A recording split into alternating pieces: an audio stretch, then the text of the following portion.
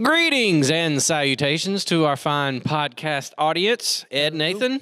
Hello. Welcome. Hello. Welcome. And I just want to say this before we get started. I feel much closer to you both. Yep. Yes. Fully vaccinated, all of us. Yes. For those not watching on YouTube, we are back together We're back again. together. And now we have decided, I noticed, that post-pandemic, pre-pandemic, we all sat at one table. True. That was a little too close for me. Me too. We have decided that we all like our own individual table. Nathan and I have the shorter table. Yeah, Jason wanted the bigger table. Jason wanted the bigger That's all table. right. I am in the middle. I am the moderator, so to speak. You gotta hold everything together. I was saying He's got the bigger job of holding us in. I do feel like I'm sitting in the middle of a debate. You are. There's no debate. I know, but it feels that way. I'm like in the middle of y'all two. But Yeah. I do enjoy this big table. So Safe for And- us to be together. and did you notice we got cushier chairs? we did. Turn And they around, people they see we got backs on our I chairs. can lean back Yep. lean back. and break the thing. For people who work Fat in Joe, the lean back. technical booth on Sunday morning at Sharpsburg, we have taken their chairs out Yep. because the original stools that we have been sitting on, they weren't where they had always been. They got stolen. I from didn't us. want to go look for them. These were close by.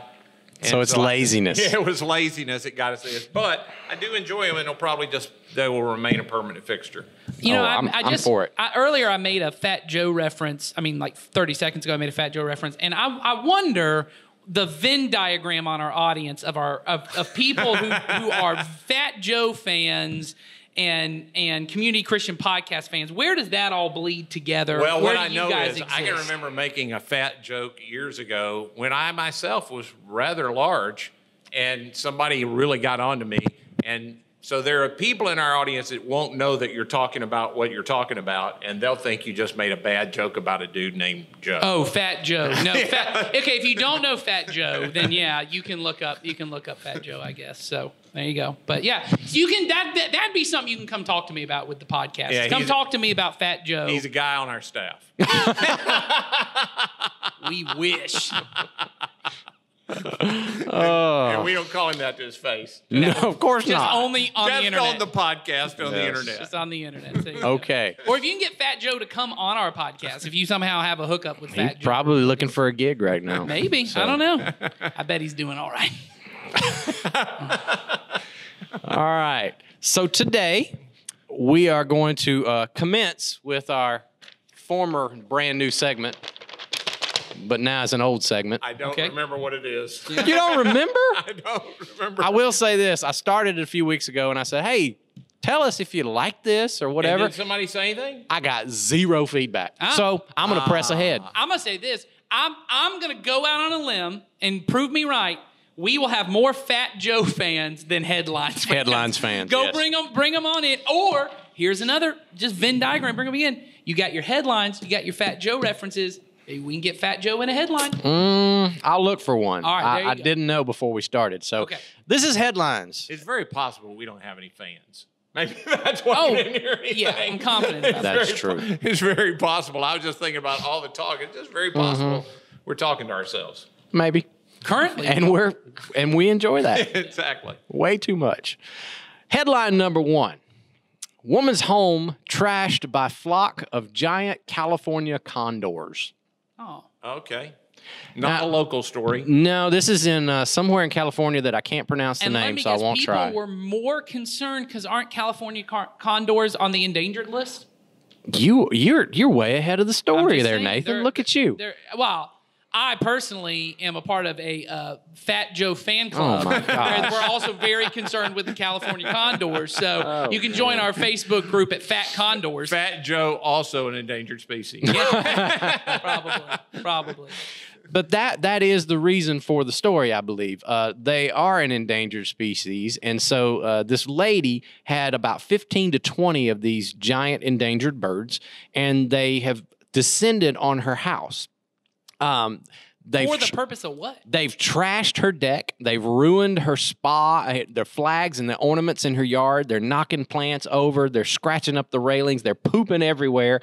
The Wildlife Service has determined that this used to be like a habitat of theirs, and her house is built on the same spot. And they are coming back to this place that they were at. But, of course, she goes to the Fish and Wildlife Service for help. And, of course, they're not going to help her at all because they are extinct or they're going extinct. And so, so here's what they told her. I just thought this was the funniest part of the story. Their suggestions to her are try harmless hazing, like shouting and clapping or spraying water at them. Stupid birds. You don't even know where you're supposed to live, you stupid bird. Insult the birds and they go away. I'm just thinking. Does that work? What a different story that would be if it weren't California, but where I grew up in Mississippi, and a bird comes and they say, we can't help you because it's extinct. They go, I didn't come to ask your help. I was wanting to know if you wanted to eat some bird with That's me. right. What you want me to do with them when they're dead? I will say this. I also have a flock of creatures that trash my back deck, poop everywhere, and leave things. Those are called my children. I also went to the Fish and the Wildlife. They would not also do things about my children. So I'll just say this, down with the Fish and the Wildlife. But I bet they would have told you. Useless government agency. Why aren't y'all coming and getting these kids from pooping all over my house? But I'm thinking they probably would have told you the same thing. Just shout at them, clap at them, or spray water at them. Shame them. Wow, Shame them. California Condor, what a big girl you are, pooping all over the house. Maybe you should think about what you're doing That's before right. you poop on the deck. Do you know how it makes me feel, California Condor? Think about my feelings. And they respond like my children do. That is actually how his children That's say. most of the time. So I do feel bad for the woman, but is this really a big deal? I guess it's a big deal if It you would, choose if to it live were in in my house, it would be a big deal. Especially because they built on a habitat. That means it's a pretty new house. Probably. Maybe. No, it's built on a habitat. Or Again, that's what they're they saying. told her. I mean, the condor didn't walk up and go, my grandpa used to live right here. I claim this land in the name of the condor. If he did, then you got yourself a very good movie and book deal right there. Oh, well. All right, next headline. Next headline. Is number this 2. what we're supposed to do with the headlines? What just happened? Yeah. Oh, okay. Wasn't that fun, Ed? I didn't know. I can't. This is why nobody likes it. Here we go. Pet kitten thought to be sick. Turns out to be an incredibly rare wolf cat. Okay, hold on. So they thought the cat was... Okay, I'm going to guess this. The cat was behaving in a way that they thought was not typical for a cat, so they thought the cat was sick. And then it turns out it wasn't sick. The behavior was normal for whatever a wolf cat is. Because it's a habitat of the wolf Of cat. the California Condor. They're getting an Avengers-style crossover where they will work Wolf Cat and Condor. Coming to Disney Plus. You're close, Nathan, but you're not quite there yet. Okay, So I'll just graze through this story and. The next story, since he said grazing, is going to be about a cow. No. No, I'm just going to go through it real quick. I'm not going to read it to you, but basically, here's what happened. This lady from Maine, she has this kitten that she got from a litter of kittens, apparently. She was fostering 2 adult cats. She was fostering these 2 adult cats. One of them gave birth to a litter of kittens. She kept one of the kittens from the litter, okay? So after about 5 weeks, she started realizing that this cat started losing its fur. So this 5-week-old cat starts losing facial hair, and she gets kind of worried about her cat. She loses most of her hair completely over the next 2 weeks. She gets concerned. She took her to the vet. They look over her, and they concluded maybe it's a fever, maybe she's sick, blah, blah, blah. Now they're convinced, after checking her out, that she has some kind of genetic mutation that has turned her into a hybrid of a wolf She's cat. an ex-cat. She's a werewolf cat. That's the wolf cat. She got bit by a werewolf, and she is turning into a wolf cat. That's what they call it. They said it's a genetic mutation. That it's very rare, but it is making her into a wolf/cat. Somebody call Van Helsing. We got that a wolf doesn't cat seem on the real loose. to me. I'm gonna. That's. But it'll be better when we get the inevitable teen wolf cat where the wolf cat is a teenager surfing on top of a. This is a movie waiting to be made, right here. I'm all about it. This is a horror movie. This is the premise of a horror movie waiting to be made. Because the cat's going to grow up. She's going to keep the cat. The cat's going to grow up. And it's going to kill her in her sleep. Party animal, 80s party animal, where like the wolf cat's like getting into trouble and throwing house parties, and they're like wolf cat. No, they made that. It was called Teen Wolf. That's what I'm saying. Yeah, something like that. That was one of my movies in the 80s. There you go. I enjoyed that movie. I watched when it about 8 people are times. like, I'm tired of all these superhero movies. Why don't they make movies like they used to about a teenage werewolf who surfs on school buses? Yes. Those were back when movies were good. Played by Michael J. I have not Fox. seen that movie. Michael J. Fox. With Michael J. Fox? Oh, yeah. They even redid it, They didn't had they? Teen Wolf 2. And here's, they have that good, clever name. It's Teen Wolf 2, T-O-O.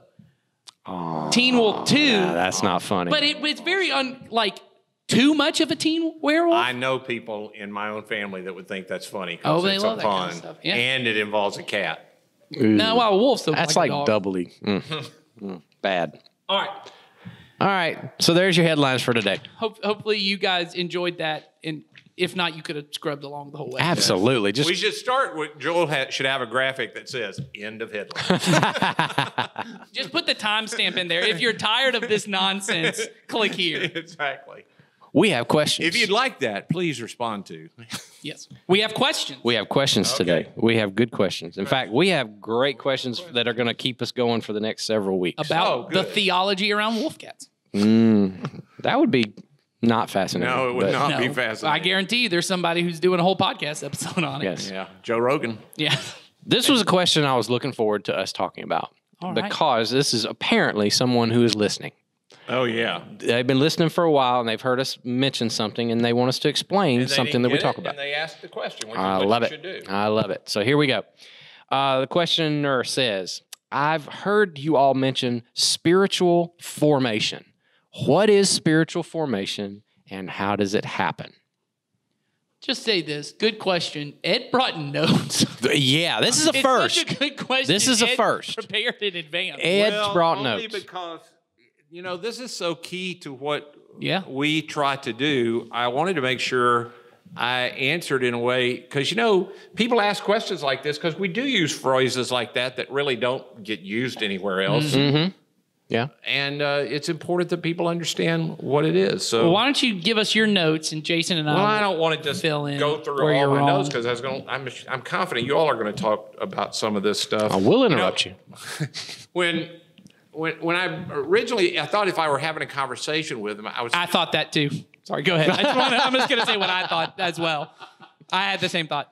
if I was having a conversation, I would think about the fact of everybody's formed by something. We've all been formed by something. Mm-hmm. And the real question that we all should be asking about most of the stuff in our life is, how did it come to me? Because it didn't just come out of nowhere. Mm-hmm. We all are building on top of something or something that somebody put into us. And I watch my grandchildren now. It's pretty obvious. You can look, we all start doing this when you see a little baby, you go, oh, he's got his dad's nose and, whatever. And you can see that stuff is DNA that comes into them. But after a while, you also begin to see kids begin to say things they didn't come up with. They're repeating their Yes. their parents. So the parents are forming them. Yes. And we're formed in all kinds of ways. And the really important question is, with every thought I have, with everything that I'm doing, how did that get formed? Yeah. Well, and I think on top of what you're saying there, that part is absolutely critical because everyone ends up thinking of themselves or hoping to think of themselves. I'm a free thinker. I'm not formed. I mean, we've even had these conversations with people talking to us about, I can't trust the news or I can't trust social media. And the reason why is because I need to make my own opinion about this fact as if your opinions are not ever influenced by anything even else. that thought you had, Yeah. that I can't trust the news, is a thought somebody gave you. Yeah. Because no matter what event, unless it happened in front of you, you are taking from a news person, whether they get paid for giving you the news Yep. or they don't get paid for giving you the news. And your friend who gave you the news also has a bias in the way they report the story to you. So saying I can't trust the national news, the truth is you also can't trust everything that everybody is saying to you. Absolutely. Well, and you at some point get yourself to a place, because I had this, so you talk about the way your children pick up things from their parents. And I have several friends who are non-believers. And when I talk to them about it, some things that I've had said to me before is, well, you don't want to brainwash your kids into believing this, believing what you believe. And I said, well, and you wouldn't call this a doctrine, but the doctrine of you should form your own opinions is something I'm brainwashing you into. I'm teaching you how to, everyone is teaching someone how to interpret the world and everything. So even if I tell my kids, well, you should just make up your own mind, I'm not going to try and influence you. I'm not going to tell you when to brush your teeth. I'm not going to tell you how to go to the bathroom. I'm not going to tell you how to have personal hygiene. I'm not going to tell you to go to school. That's the logical conclusion of that, but people don't apply that to that. They have a limited scope that they then enforce. Well, and even if I say, like, I'm not going to try and push my religious beliefs by taking you to church or by teaching you Bible stories, that in and of itself is teaching the way to think about religious belief or something. And so I've always said to people, it's brainwashing, because everything ultimately is. And if I don't do it, someone else will. And so as a parent who loves them, I do want to be involved in going, hey, this is why I think about the world the way I do. Here's why Jesus matters to me. Here are the stories that have formed me. Here are the things, when you talk about spiritual formation, here are the practices I do that form me. I would love it if you adopted some of these things and you started doing these things. Obviously, you get to make your own choice on these things. But as someone who has the responsibility, as you said, in every area, brushing your teeth, going to school, to form my kids, I mean, that ultimately is the job of a parent. I'm trying to help shape and form these children.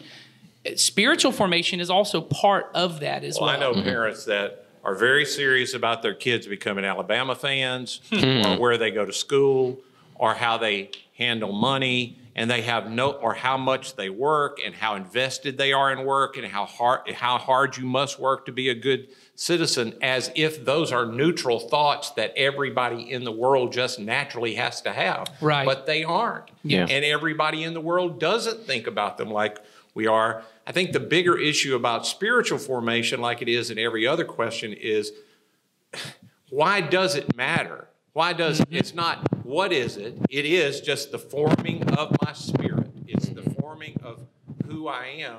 What do I want it to look like? And what kind of thoughts and things will form me into the person that could flourish in this world? Yes. Could have a truly good life. Yep. And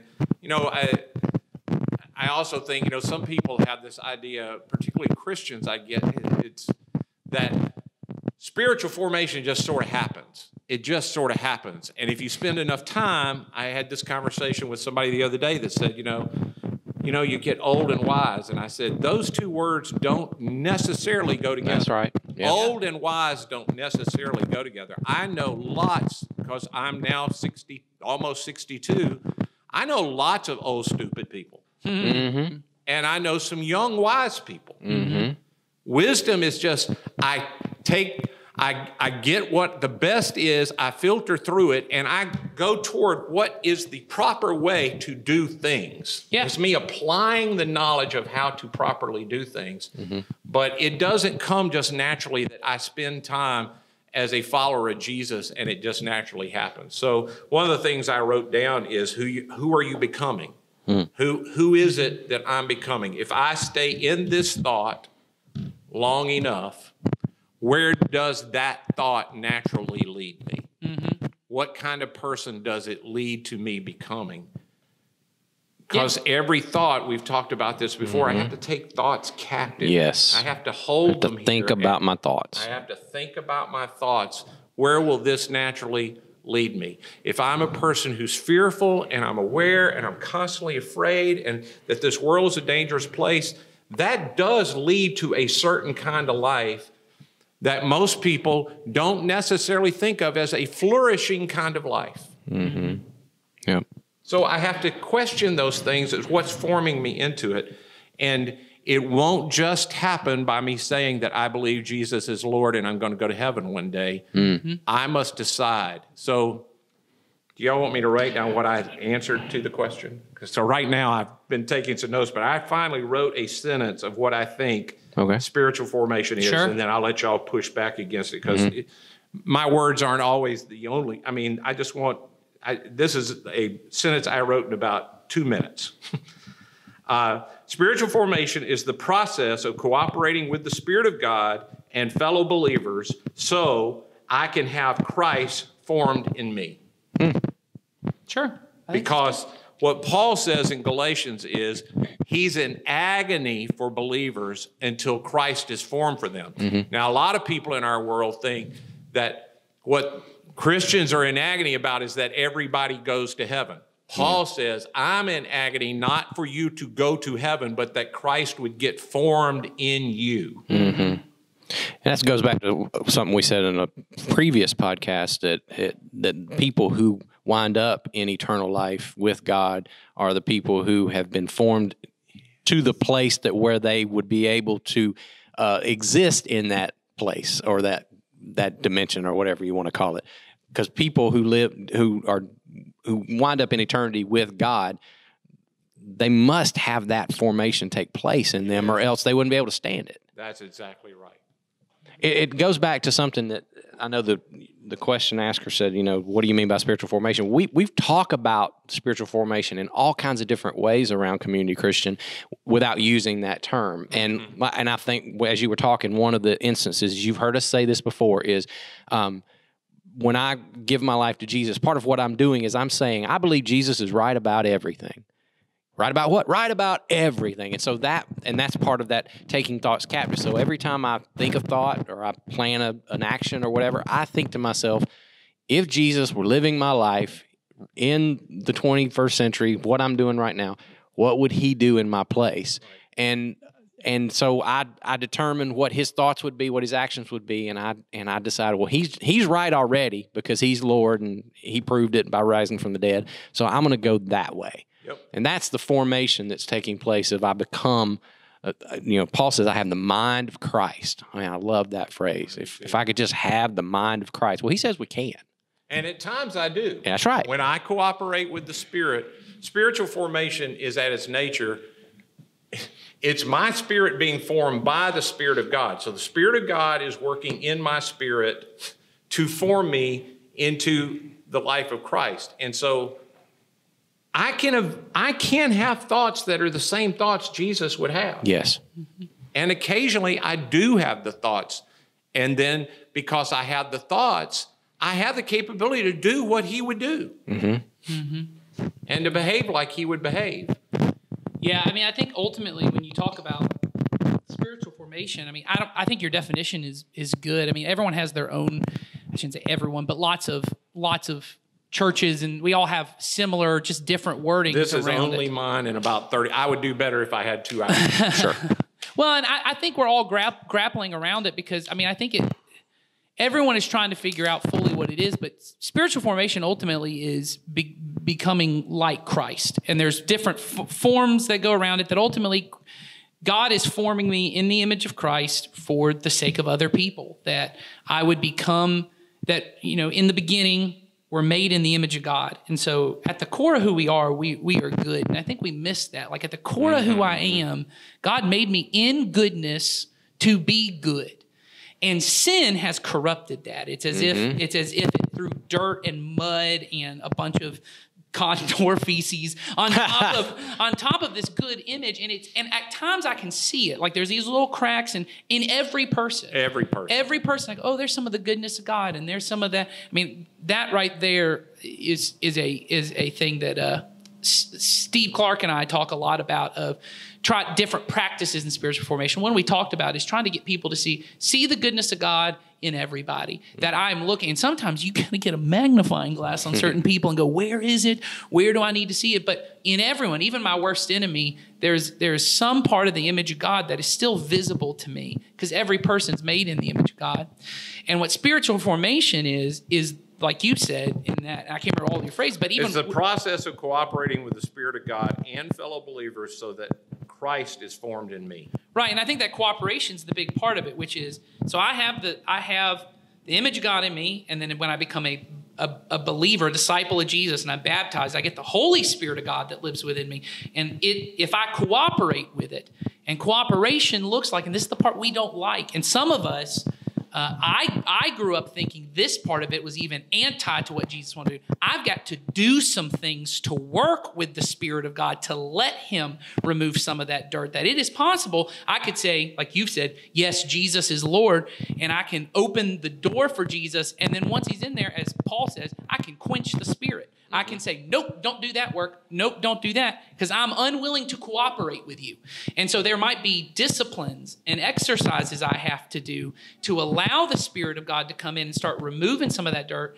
And like you've been saying, the mind of Christ, and that's all the image of God in me. It starts to get formed, and where there were those calluses and dirt and things like that were on my spirit and my mind and my flesh and the way that I act, starts to get the image of Christ revealed in me, but it's always for the sake of others. It's not just for myself, that just as Christ lived in such a way that he was so fully aware of his worth in God, and he was so fully aware that God was protecting him and providing for him. When you talked about fear, is what it made me think of. He wasn't afraid, and it wasn't that he didn't think bad things could happen, because Lord, the cross is proof that bad things could happen to him. It was that he knew even in those moments, God's working something else out. And so he was able to love and serve in moments of fear. And as we've all said, you can do those things. But I like the word cooperate. I think that's huge. Well, the reason I wrote that is because there is a certain group of people in my time that have said spiritual formation is just the work of the Spirit. And all I have to do is just allow that to take place. But I don't think that's it. The illustration that, and I didn't come up with this, as far as I know, this is hundreds of years old. I think sailboats are the best illustration of no one moves a sailboat, the wind moves a sailboat.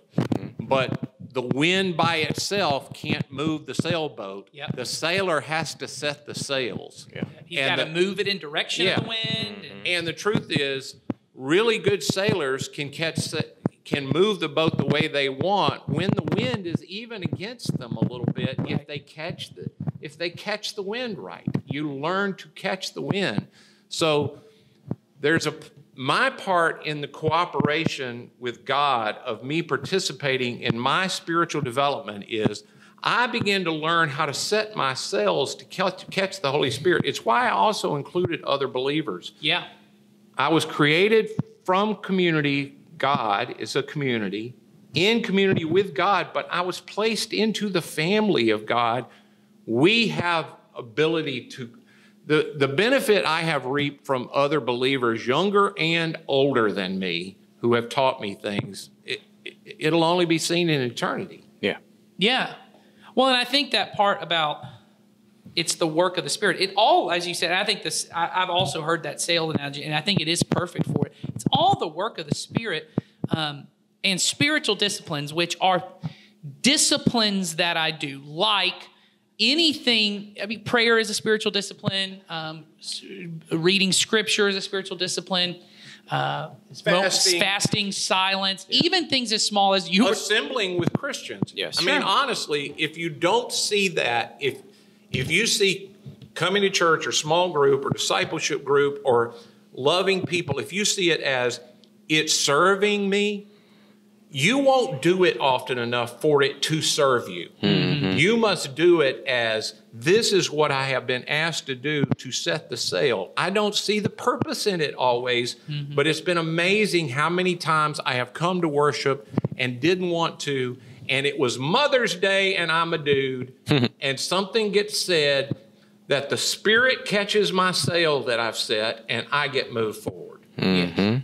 Well, and there's that whole thing of these tools of disciplines, and I think this is what's hard. We used the analogy recently in a around Community Christian. Spiritual formation for us primarily looks like what we call our discipleship group. So you do hear us talk about this, like we talk about discipleship. That for us, a key, because this is all the things you just said, cooperating with the Spirit and other people. And I'm learning these spiritual disciplines. And the way we talked about it to a recent group of disciples was the Karate Kid, wax on, wax off.